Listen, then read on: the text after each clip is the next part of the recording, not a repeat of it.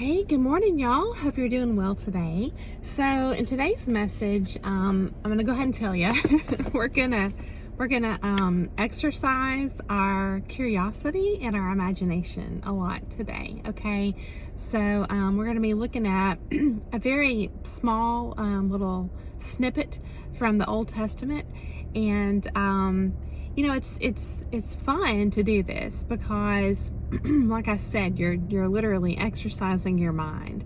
And normally I like to pull from the New Testament. So when I'm looking at the Old Testament, it's a challenge sometimes. And I wonder if you guys have ever noticed this. There's a lot of points. This is just a little side note, not relevant really. Well, kind of relevant to the message, but it feels like there's points made in the Old Testament that are contradictory to the New Testament, like specifically with Jesus. And so it's that's always intrigued me. It's like, okay, why did God say this back here? And then Jesus comes along and it's like he totally says the opposite. And I just, sometimes I just picture God sitting up there like what it must have been like before Jesus, right? Looking down there at all the people and just being like, man, we're gonna have to send you down there. It's just you just got to go down there. Because I think a lot about the limitations of the human mind, and our how that impacts our ability to perceive and to understand. And wouldn't it be nice if we could just get a direct answer sometimes from God, like right then? But even then, it's going to benefit us to embrace humility and understand that it's going to serve us well to be patient, because God, in my experience and through my beliefs, God does answer us. It's just you have to really want it, and you have to look for it, and it has to be in His time and in His way. You know what I mean? So it's like and so some of these contradictions, it's kind of like, are they really contradictions, or are they just perceived contradictions? I'm drawn back again to that concept of divine paradox, what I like to call divine paradox. And so, or it may just simply be that, the writers of the Old Testament just had such limited perceptions in the message that it took, Jesus coming and correcting some of the concepts or clarifying. You see what I'm saying? So all that just really is interesting to me, and I just thought I would mention all that to you, you all, just like we're sitting down having coffee and having a chat, right? So I'd love to hear your thoughts on all that. But today's theme is going to be rooted in or founded on change and transformation. And so I just want to go ahead and open, before I read the passage to you here, I want to open this video by saying that the passage that we're going to read, that's going to be the basis for the message today, is one that talks about leprosy. And I'm going to present these verses in a very different manner, in a spiritual manner. And I don't, in my heart, feel like I'm twisting the message, because I feel like anytime you're examining a holy book, right? The Bible, there's layers of meaning, and it's one of those things that's very mystical, in that it can touch each one of us in its own unique way to give us the bread that we need that day, the manna, the insights that we may need on our own personal journeys.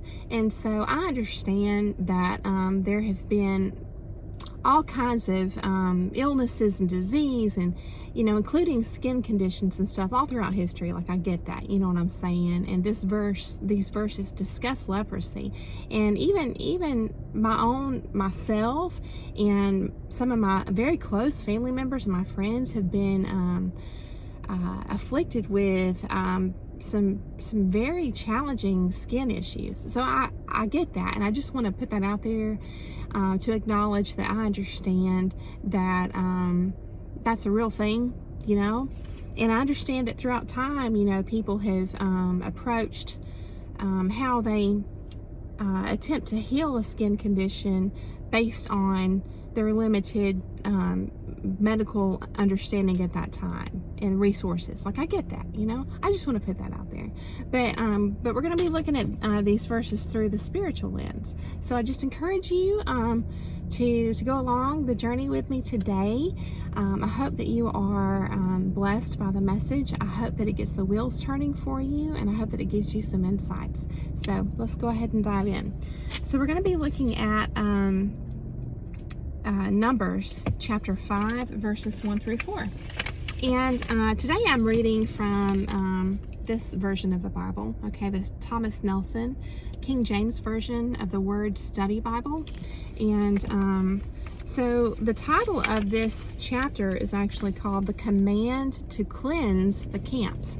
And what I did in reading through these verses, I'll go ahead and tell you, is I was thinking of the hero's journey, first of all, that we discuss a lot on the channel, and also the symbolism in some of these terms, like what it means to be cleansed, spiritually, because all this is reiterated and supported throughout all different sections of the Bible, different chapters, and even in the New Testament, there's more depth and clarity, especially through the spiritual lens. So that was a big motivating factor for me to take a look at this here, okay?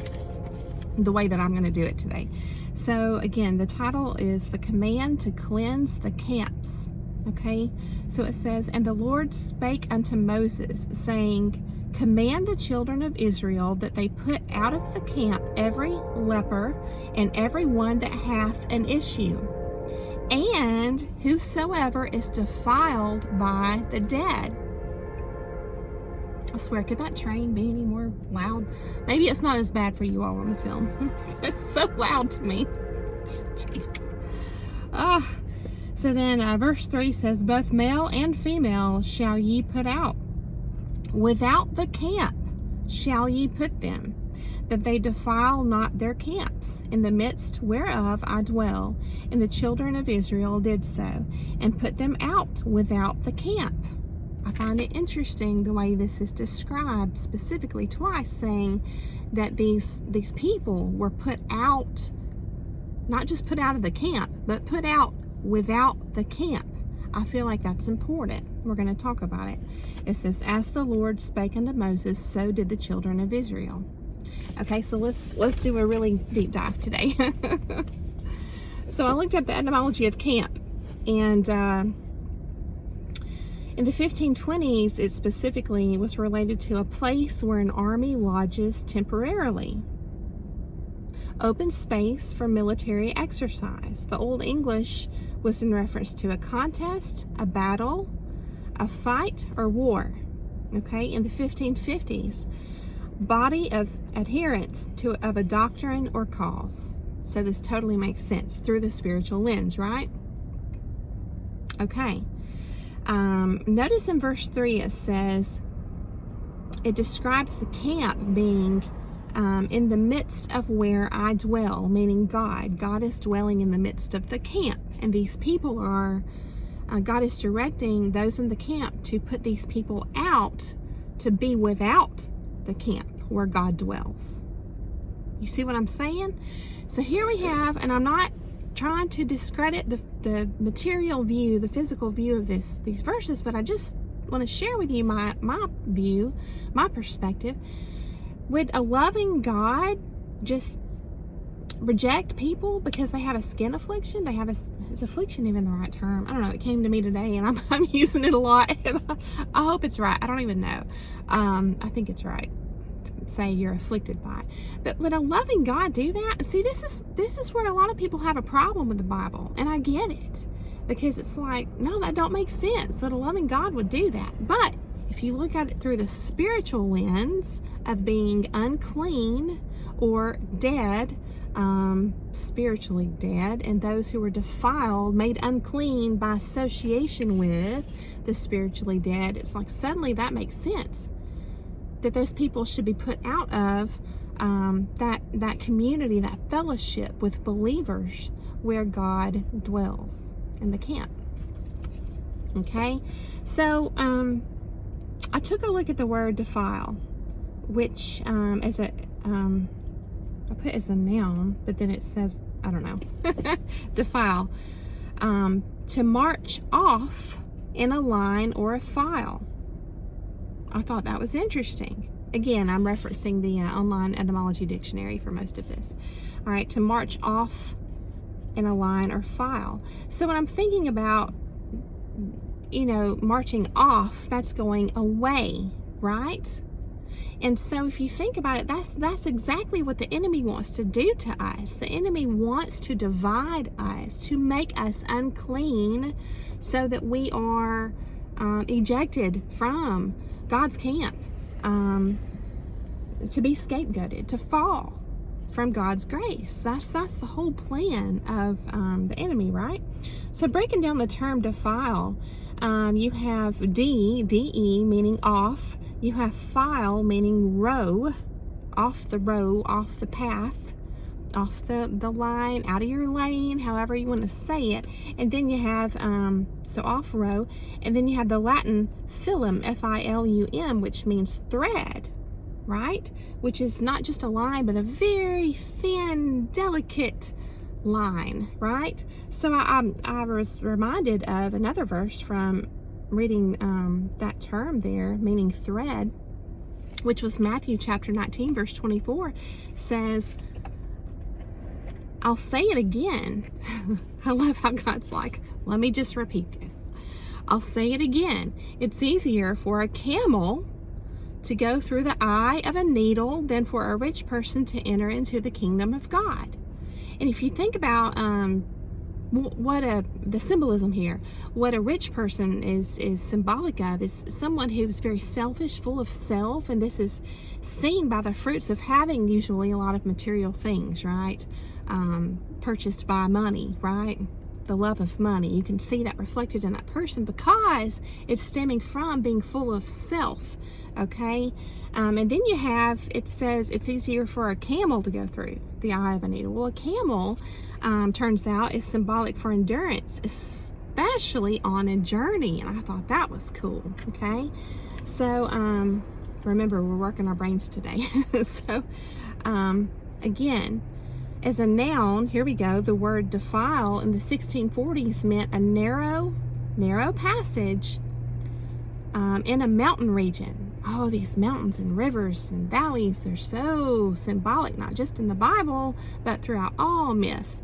And so, yeah, a narrow passage, not just a narrow passage, talking about mountains, but here we go, look at this.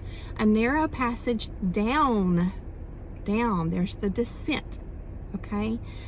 Down which troops can march only in a single file. That means there's nobody right there with you. You follow me? It's a journey that has to be done alone.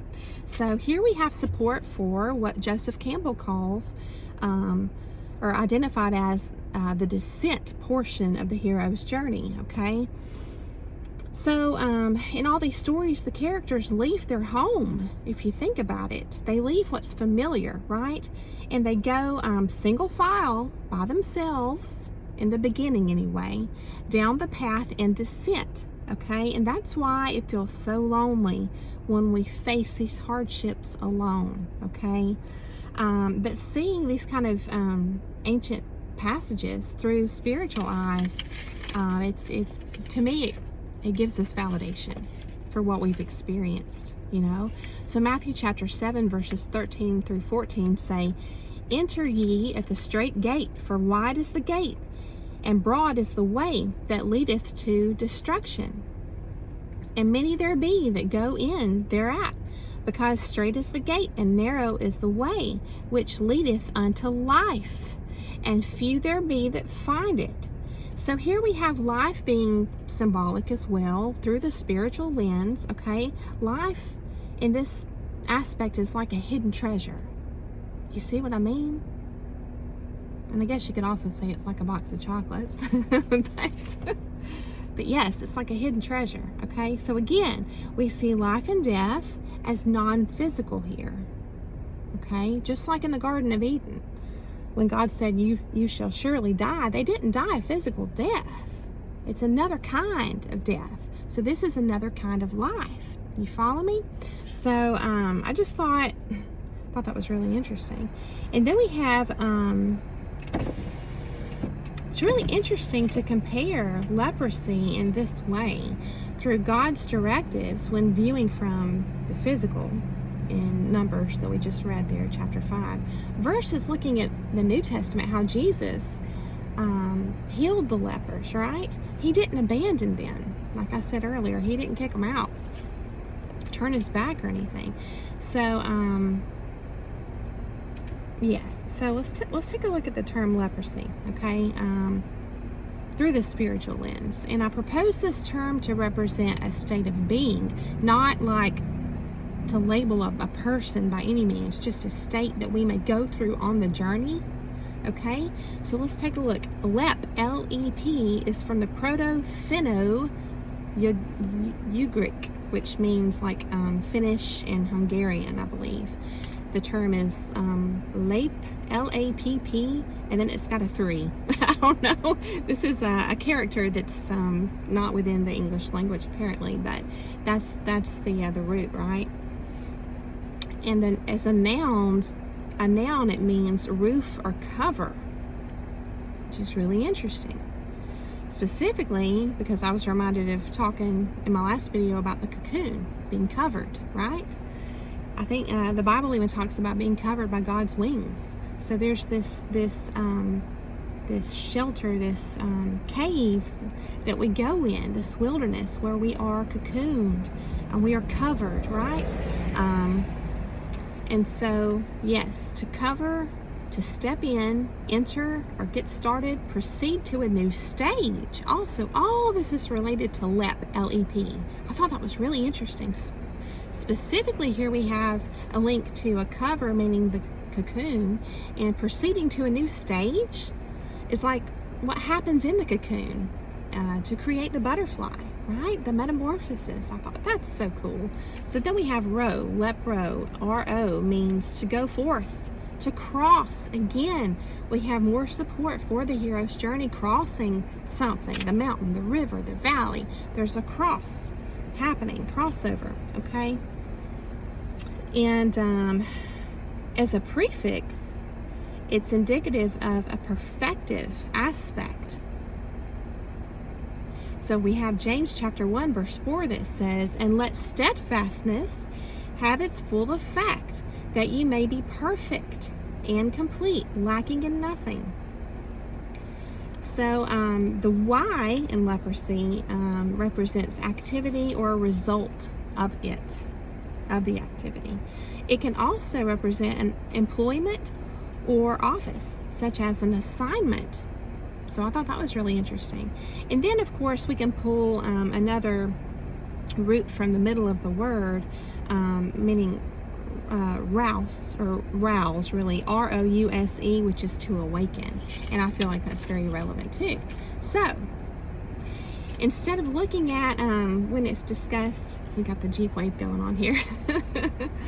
So when the lepers were discussed in these verses we read here, Numbers chapter 5 verses 1 through 4, look at the difference in how you absorb this message when I read it one way versus the other, because this is what I noticed in myself. Okay, so let's read it this way first. This isn't a verse, this is actually my notes, but this is to illustrate a point, how we have to be so careful with our perception of things, okay? So my note says, the lepers were meant to be without the camp for some time. Now, look at this, instead of as the lepers were meant to be, what if we looked at it as someone in the stage of leprosy, someone afflicted by the state of leprosy, was meant to be, or is meant to be, without the camp for some time. There's a big difference there. So again, the journey of descent is meant to be alone in the cocoon. It's a singular one, okay? Now, what's interesting is, here we go back to what for me initially seemed to be a contradiction in the Old Testament with regards to leprosy and the New Testament with regards to Jesus and leprosy, okay? When does the leper receive companionship or fellowship or welcome into the camp where God resides. When is that? When Jesus enters the scene, because they were rejected prior, okay? So what happened? He healed the lepers, okay, through his grace and his love. All right, so here we have Matthew chapter 8, verses 1 through 3. It says, when he came down from the mountain, here we have the mountain again, great multitudes followed him, and behold, there came a leper and worshipped him. So this was the first part of it. The leper had to worship him, okay, saying, Lord, if thou wilt, thou canst make me clean. And Jesus put forth his hand and touched him, saying, I will, be thou clean. And immediately his leprosy was cleansed. So here we have, if you're looking at this through the physical, I'm not saying that God himself, in the form of Jesus, is not capable of creating a material change immediately. I'm not saying that's not possible. Okay, I'm looking at this again through the both and lens, okay, not the either or, spiritual or material, physical. I'm looking at this through the both and I just encourage you to apply your own lens, to receive what you're meant to receive to get the wheels turning for you, okay? But if you look at this through the spiritual lens, it's like, oh, that really makes sense. You see what I mean? It says immediately his leprosy, or the state of being, right? The state of being, again, looking at right? Leprosy as a state, meaning in a cocoon, going forth, crossing to awaken to a perfective aspect, resulting in that. It's like this whole metamorphosis, how you might piece together different qualities of metamorphosis, what that means, right? But during the metamorphosis, you're alone. You're alone, and it's painful, and it's not easy, and you're processing a lot of things, and you're coming to terms with a lot of stuff. You're doing shadow work, all this stuff. You're accepting hard truths about evil in the world and darkness. All this stuff's going on, so it's not fun. You know what I mean? So it says immediately his leprosy was cleansed. I would say we are affected by the darkness, when we are fooled by the darkness, when we go along with unconsciously the darkness, right? We're being scapegoated. We don't even know it. So in that sense, we are separated from the camp while this is happening, but there's something greater going on. This is where we have proof that God is working all things for the good of those who love him. We have proof that during these dark times, it's actually a cocoon. We don't realize that, and there's a change happening in us, right? For the glory of God. That's my lens. So here we have, again, going back to Numbers 5, 1 through 4, it mentions putting out the lepers and all those who were defiled by the dead, okay? Now, what was interesting is there's a root term, lepros, or lepros, that is used to form the leper part of leprosy, meaning scaly. And I thought that was kind of interesting, and I know your skin can get that way. I've had it myself. But again, through the spiritual lens, it's like, okay, you're reminded of the serpent. You see what I'm saying? And you look at mythology, and you have all these dragon figures and different reptiles and amphibians, and how they are, what do they have? They all have scales. So I thought that was really interesting. So it says the people that were put out of the camp were not just the lepers, the people afflicted by this state, but all those who were defiled by the dead. That's heavy. That's heavy. Made unclean, right? So to be defiled means to be made unclean. That's one definition.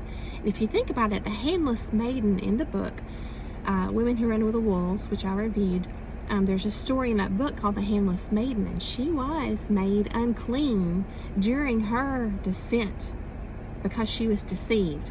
Her father was actually deceived, but he was representative of a certain aspect of the same person's psyche, right, in alignment with the handless maiden herself. So because of deception, she was made unclean, and then she started out on her journey unclean, and she was unclean throughout her journey, all the way until the prince found her. The prince, right?